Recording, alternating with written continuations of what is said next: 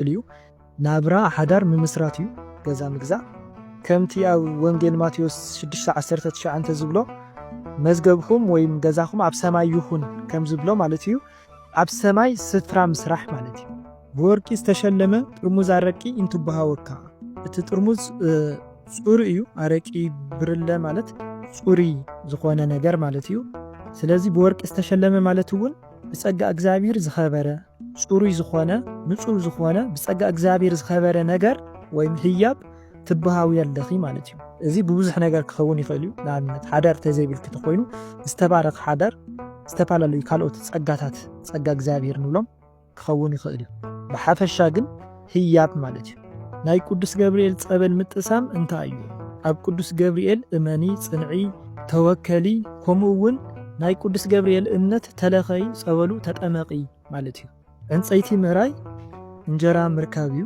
ወርቅ መስቀል ምርካብ እንታዩ ወርቅ መስቀል ቁሙጥ ዝኾነ መጻኢ ዘመን ሃይማኖት እዩ ካልኡውን መስቀል ምስላም ዝተፈላልይ ሓወት ጥዩቃለኹም ናይ ባዞ ወንጌል መስቀል ወይም ናይ መስቀል ምስላም እንታይ እዩ መስቀል ምስላም በረከት እዩ ኣብቲ ዕለት ዝወዓሉ ቅዱስ ባሪኾም ካለው ማለት እዩ ናይ ባዞ ወንጌል ተኮይኑ ኣብ ባዞ ወንጌል ባሪኾምኪ ወይም ባሪኾም ካለው ማለት እዩ ጳጳስ እንተኮይኑውን መድኃኒ ዓለም ይባረኸካሎ ማለት እዩ ማዕጾ እንዳሰራሕኹ እዚውን ናይ ስራሕኻ ዋጋ ምርካብ ክኸውን ይኽእል እዩ ኣብ ሓዳር እንተደኣ ሃሊኻ ጽንዓት እዩ ካልእ ድማ ካልኣይ ምፍጣር ሓጋዝ ምርካብ ሓዳር ምግባር ማለት እዩ ኣብ ቤተ ክርስቲያን ሰብ ማይ ከፍስሰልካን ከስትየካን ከሎ እንታይ ማለት እዩ ማይ ምፍሳስ ንስሓ እዩ ካብ ሓጢኣትካ ምድምሳስ ማለት እዩ ማይ ምስታይ እውን ቃል እግዚአብሔር ምምጋብ ምኽሪ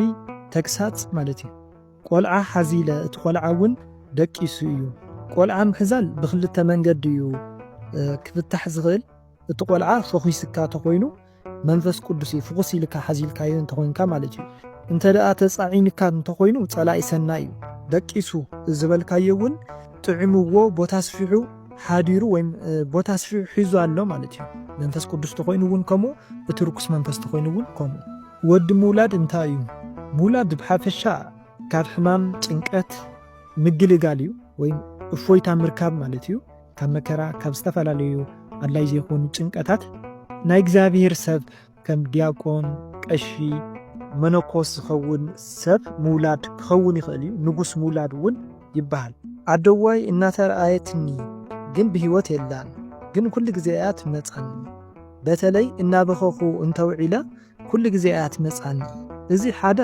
ናፍቆት እዩ ነተን ኣዴኺት ስለትናፍቕየን ኢኺ ከምዚ ትርኢ ዘለኺ ማለት እዩ ካልእ ዝሞተ ሰብ ክመጸካ ከሎ ክመላለሰካ ከሎ ብዙሕ ምኽንያት ኣሎ ይበሃል ንኣብነት ፍትሓት ወይም ዝክር ክትገብረሉ ተዘይኽኢልካ ኣብቲ ስድራ ስኒት ወይም ቅሳነት እንድሕር ደኣ ጠፊኡ ክትስማዕማዕ ተዘይክኢልካ በዓልካ ንበዓልካ ዝሞተ ወላዲ ይመላለሰካ ማለት እዩ ካልእ እውን ንሱ ክመውት ከሎ ዝሃበካ ሓደራ እንድሕር ደኣ ዘይፈጺምካ ክኸውን ይኽእል ንሱ ዝገብሮ ዝነበረ ጽቡቕ ስራሕ ንኣብነት ዝክር ምዝካር ነዳያን ምብላዕ ወዘተ ዝኣመሰሉ ነገራት ክትገብር እንድሕር ደኣ ዘይኽኢልካ ዝክር እንድሕር ደኣ ኣቋሪፅካ ከምዚ እንዳመፀ ይመላለሰካ እዩ ዝሞተ ሰብ ማለት እዩ በትሪ ምትሓዝ እንታይ እዩ በትሪ ብብዙሕ እዩ ዝፍታሕ ዕድመ ጸጋ ይበሃል ቀጢን በትሪ እንድሕር ደኣ ኮይኑ ወንጌለ ማቴዎስ ምዕራፍ 7:13 ዘሎ በታ ጸባብ መንገዲ ወይም ኣፍ ደገ እተው ዝብሎ ሃይማኖትካ ኣስጢምካ ሓዝ በታ ቀጣን መንገዲ ተጓዓስ ኪድ መንገዲ ሓቂ ከም በትሪ ኣሮን ማለት እዩ መንገዲ ሓቂ ሓዝ ማለት እዩ ካልእ ድማ ካዘራ በትሪ እንተኮይኑ ውላድ እዩ ምድሪ ኩላ ብግመ ተሸፊና ነይራ ሰማይ ከዓ ብደበና ተሸፊኑ ነይሩ ሓንቲ ዘይፈልጣ ጓል ልክዕ ከም ናይ ተምሃሮ ቤት ትምህርቲ ሰንበት ዝኽደንኦ ክዳን ተኸዲና ነይራ ድሓር ናባይ ቅርብ ኢላ ገለ ቦታ ንክሕብራ ተሓተኒ እሞ ኣነ ከዓ ፈራይ ንዕናይ ከርኤ ኪለ ማዕረ ነቲ ቦታ ከርያ ጉዕዘና ናብ ደው ገጽና ንኸይድ እሞ ብዙሕ ነዊሕ ከይተጓዓዝና ደው ኢልና ኢደይ ሓፍ ኣቢለ ብመመልከቲቶ ኢደይ ገይረ ንሰማይ ገጸይ ምሰልዓልኩ እቲ ንሰማይ ሸፊንዎ ዝነበረ ደበና ብምሉኡ ተገሊዩ ሽዑ ምልእቲ ወርሒ ንርኢ እሞ ሽዑ ኣነ ነታ ጓል ዋው ረኣያ እዛ ወርሒ ክትፅብቕ ይብላ እሞ ድሕሪ 1 ደቂቕ ዝኸውን እዛ ወርሒ ቀጥቀጥ ክትብል ትጅምር። ሽዑ ኣነ እውይ ርእያ እታ ወርሒ ቀጥቀጥ ትብል ኣላ ይብላ እሞ ሽዑ ንሽዑ ካብቲ ዘላቶ ናብ ምድሪ ገጽ ክትወድቕ ትጅምር። ኣነ ረኣያ እዛ ወርሒ ትወድቕ ኣላ ኢለ ምስ እታ ምሳይ ዘላ ጓል ማዕረ ማዕረ ንደቡብ ገጽና እንዳጎየና ክነሃድም ንጅምር። ኣነ ኣብ መንጎ ንላዕሊ ቁልሕ ኢለ ይርአያ እሞ ብፍጥነት ትጎይ እንዳገዘፈት ከዓ ትመጽእ። ንሕና ከዓ ከይትጭፍልቐና ኢልና ንደቡብ ገጽና ንሃድም እንዳጎየና ከለና ኣብ መንጎ ይጥምታ እሞ በቃ ጠቕሊላ ወሪዳ ግዘፋ እዚ ክብሎ ዘይክእል እንድሕሬና ማለት ንሰሜን ገጽ ክትወድቕ ከላ ኣነ ኣበይ ከም እትዓልብ ክሪኣ ኢለ ንድሕሪት ጠመትኩ እሞ ኣብ ምድሪ ዓሊባ። ሽዑ ነታ ጓል ምጣር ናይታ ወርሒ ዝረገጾ ገለ ነገራት ተፈንጪሉ ከይሃርመና ንጉየ ደኣ በልክዋ። ከምቲ ዝበልክዋ ከዓ እታ ወርሒ ብናህሪ ወዲቓ ዝሃረመቶ ምድሪ ተፈናጪሉ ገሊኡ ብርእስና ገሊኡ ብእዝንና ይሓልፍ ነይሩ። ንዓና ግን ዝኾነ ጉድኣት ኣይወረደናን። ሽዑ ካብ ደቃሰይ ተበራቢረ ይብለኩ። ግመ ተሸፊና ዝበልካዮ ምድሪ ጸልሚታ ኣላ ማለት እዩ። እቲ ግመ ትኪ እዩ። ትኪ ህውከት ነገር ረብሻ እዩ። ካልእ ደመና ኮይኑ ዝበልካዮ ወይም ደበና ኮይኑ ዝበልካዮ ዝናብ ክመጽእ ኢሉ ማለት እዩ። ስለዚ ዝናብ እውን ጽቡቕ ኣይኮነን፣ ፈተና መከራ እዩ። ስለዚ ክመጽእ ዘሎ ዝተዳለወ መከራ ኣሎ ማለት እዩ። ኢድካ ናብ ላዕሊ ምግባር ናብ እግዚአብሔር ጸሎት ምግባር እዩ። ጸሎት ምስ ገበርካ ኢድካ ናብ ላዕሊ ምስ ገበርካ እውን እቲ ደበና ተቐንጢጡ ከምቲ ለምኑ ክወሃበኩም እዩ ዝብሎ ማቴዎስ 7:7 ዘሎ ማለት እዩ። ናብ ወርሒ ምጥማት ካልእ ባዕድ ኣምልኮ ምግባር እዩ ወይም ኣብኦም ምእማን እዩ። ሃይማኖት ዘይምትሓስ ማለት እዩ። እታ ወርሒ እውን ወዲቓ ኢልካያ እቲ ዝኣመንካዮ ነገር ባዕሉ ይመውት ኣሎ ማለት እዩ። ሓይሊ ከም ዘይብሉ መዋቲ ኣምላክ ከም ዝኾነ ስለዚ ዘይመውት ኣምላክ ኢና ክንሕዝ ዘለና ኣብኡ እውን ክንውከል እዩ ዘለና ዝብል ጭብጢ ወይ መልእኽቲ ዘለዎ ሕልሚ እዩ። እሺ መስቀል ክውካ ከለዎ እንታይ እዩ? ኣብዚ ሃለኻ ሃሊ ሃይማኖትካ ኣጽንዕ እምነት ሓደራ እዩ ማለት እዩ። ምሸት እዩ ፀጉረይ ብሓደ ገፀይ ተሰሪሐ ብሓደ ገፀይ ከዓ ዘይተሰራሕኹ ርአ። እዚ እንታይ እዩ? ፀጉሪ ምስራሕ ንምሻጥ ምትኳስ እንድሕር ደኣ ኮይኑ ህይወትካ ኣተሓሳስባኻ እዩ ዝገልጽ። ፍርቁ ገጹ ተሰሪሑ ፍርቁ ገጹ ከዓ ዘይተሰርሐ ምዃኑ ድማ ኣብ መንጎ ከም ዘለኽ እዩ። ወይ ከዓ ዘይተረጋግዐ ብመንፈሳዊ ይኹን ብስጋዊ ዓይኒ ክንሪኦ ከለና ዘይተረጋግዐ ናብራ ኣለኪ ማለት እዩ። ብጭራ ዝብኢ ምህራም እንታይ እዩ? ጭራ ከምቲ ንፈልጦ ንሃመማ መባረሪ እንጥቀመሉ እዩ። ካብኡ እውን ኣቦታት ናይ ሃይማኖት ኣቦታት ክኾኑ ይኽእሉ ብዕድመ ድፍእ ዘበሉ ፀጋ ዘለዎም ኣቦታት ናይ ዕድመ ፀጋ ማለት እየ ዝሕዝዎ እዩ። ስለዚ ዝብኢ ምህራም ወይ ምብራር ጽቡቕ እዩ። ናይ ቡዳ ናይ ሰላቢ መንፈስ ምብራር ማለት እዩ። ኩሉ ግዜ ብሕልመይ ምስ ሰብኣየ ይባእስ ምስ ካልእ ሰብ ሓዳር ዝገብር ኮይኑ ይስማዓኒ። ሓንሳብ ከዓ ምስ ጓል ደቂሱ ይረኽቦ ንሱ ከዓ ኩሉ ግዜ ዘይሕጉስ ኮይኑ ይረኣየኒ። እዚ ናይ ሓዳር ጸላኢ መንፈስ ክኸውን ይኽእል እዩ። ኣብ ኣእምሮኺ ኣተሓሳስባኺ እንዳሓደረ እወ ገይርዎ እዩ ውዒልዎ እዩ ምናምን እንዳበለ ኣብ ሓደርኪ ቅሳነት ከይህልየኪ እቲ ሓዳር መታን ክፈርስ ቀናእን ተጠራጣርን ዝገብር መንፈስ ኣለኪ። ወይ ከዓ ሓዳርኩም መታን ክፈርስ ዝተገበረ ነገር ክህልውን ይኽእል እዩ። ስለዚ ነቲ ዘጠራጥረኪ መንፈስ እንድሕር ደኣ ኮይኑ ኣብ ሓዳረይ ክጸንዕ እየ ኢልኪ ተቃወምዮ። እግዚኣብሔር ነቲ መንፈስ ከወግደልኪ ድማ ጸሎት ግበሪ። ኣነ ተመን ክነኽሰኒ መጺኡ ምስ ቀተልክዎ ካብቲ ደሙ ወይ ከዓ ፈርሱ ግን ተነጣጢሩ ጸይቑኒ። እቲ ምቕታል ምስዓር ምዃኑ ተዛሪብኩም ኣለኹም። እቲ ፈርሲ ሕማቕ ይመስለኒ እንታይ ይኸውን? እቲ መንፈስ በተለይ ናይ ዛር መንፈስ እዩ ብተመን ዝግለጽ ማለት እዩ። መብዛሕትኡ ግዜ መተት እውን ክኸውን ይኽእል እዩ። ቀቲልካዮ ኣለኻ ወይም ስዒርካዮ ኣለኻ ግን ዝኾነ ዝገደፈልካ ነገር ኣሎ። እቲ ዝገደፈልካ ነገር መርዙ ክኸውን ይኽእል እዩ። ካብቶም ሰራዊቱ እውን ክኸውን ይኽእል እዩ። ስለዚስ ክትዘናጋዕ የብልካን ጠንክር ኢኻ ትበሃል ዘለኻ ማለት እዩ።